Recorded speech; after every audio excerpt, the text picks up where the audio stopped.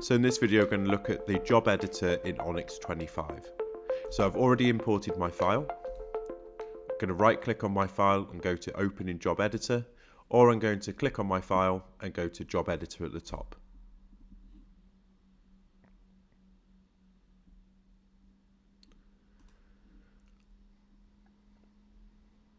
So you can now see that my preview window is showing my job. Now we're in the first tab at the top here that says printer and media.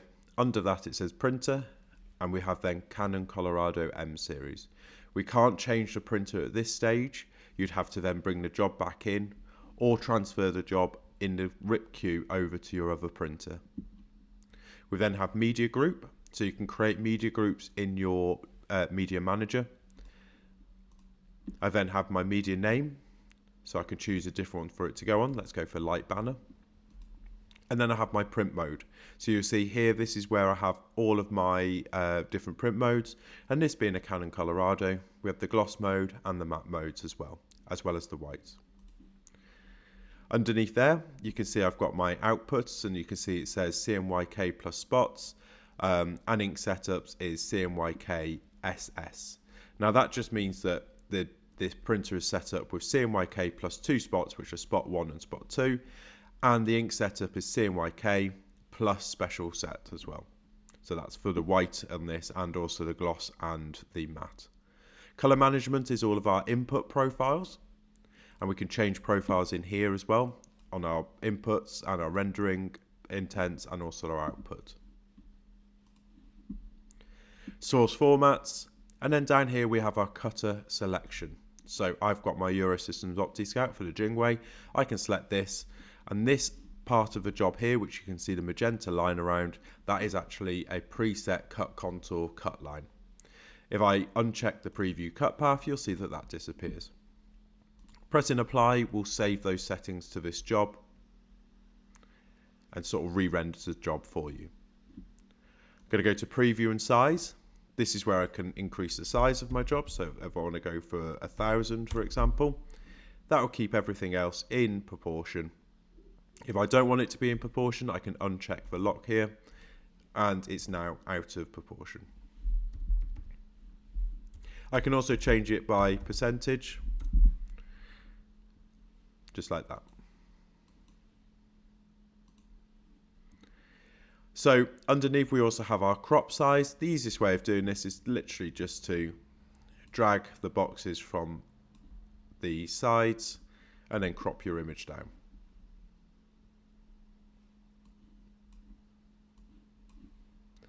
You can also do this by actual values. You can also move the box once you've created it as well.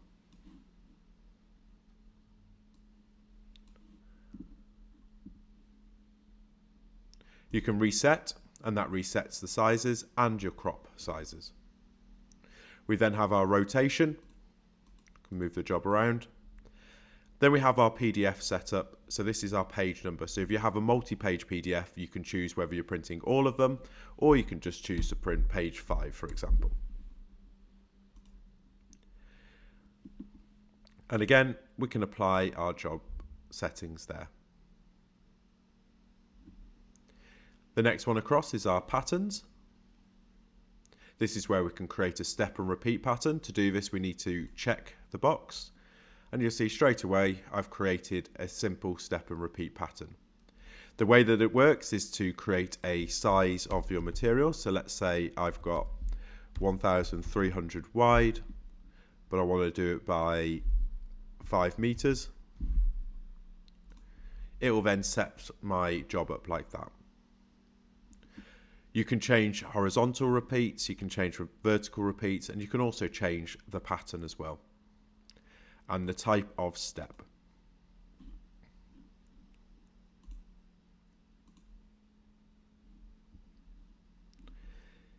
If I'd then like to get rid of that, I'm just going to uncheck the box at the top, and that takes us back to not having the step and repeat. Then we have our tiling function. I'm going to enable tiling. I find then the easiest way of adding tiles is just to say I would like to add a certain amount down here. So I'm going to go for 3 in number of tiles. There we go, I've now got 3 equal tiles. Then I can actually choose which tile I'm working on, so I can go 1, 2 or 3 down here, and I can change the width of that tile then individually at this point. Or I can move my sliders and I can move the tiles to wherever I want them to be. And you'll see then the value is changing. I can add my overlap. I can also go into marks and I can choose my overlap positions. And I can choose lines as well. And I can also create a tile map as well, which generates me a PDF which shows me the different tiles and their positionings. And again, I can uncheck it. Another cool feature is that we can go submit tiles as separate jobs, and that will create a single job for each tile, which makes it a little bit easier if you need to reprint them at any stage. Now I've unchecked that, we're now back to one single job.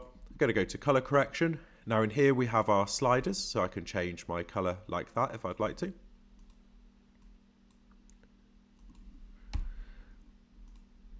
I can also then go to tools. I can change my color levels in here and gray levels, my white and black limits, and then color replacements. So I can add a new color replacement in here. I can choose my input color, and then I can choose my output color as being something different like that. And then I can click on that, press remove, and that will revert it straight back to what it was before. From here, I can also import from swatch books as well. So if you wanted to have set up colors, we can change those to certain preset colors in there as well.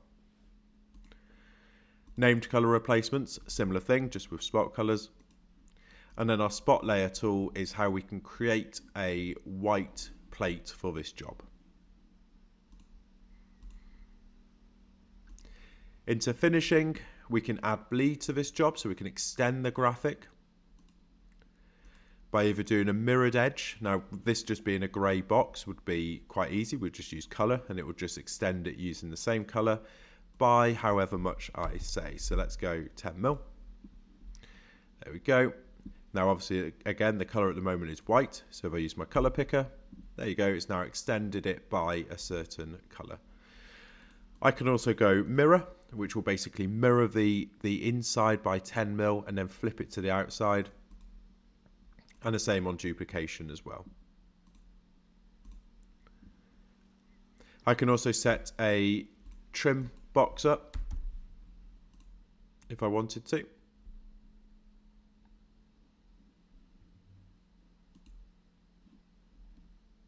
There we go.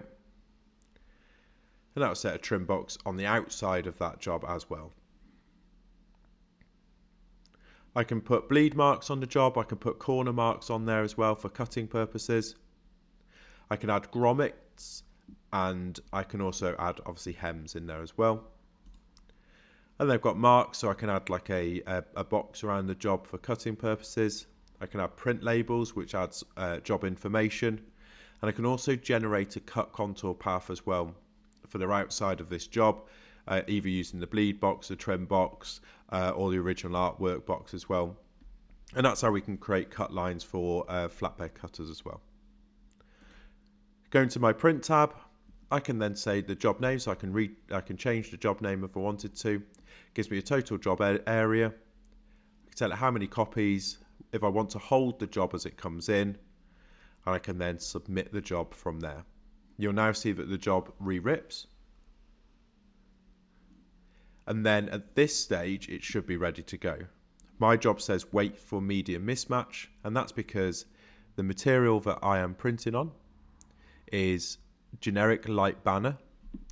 My printer is currently set up on generic heavy banner, which means that there is a mismatch there. If I was to change this here to generic light banner and press OK, you'll see that now my job is available to print. It says waiting for print, and it's there ready to go, and I can press print now. So that's an overview of the job editor in Onyx 25.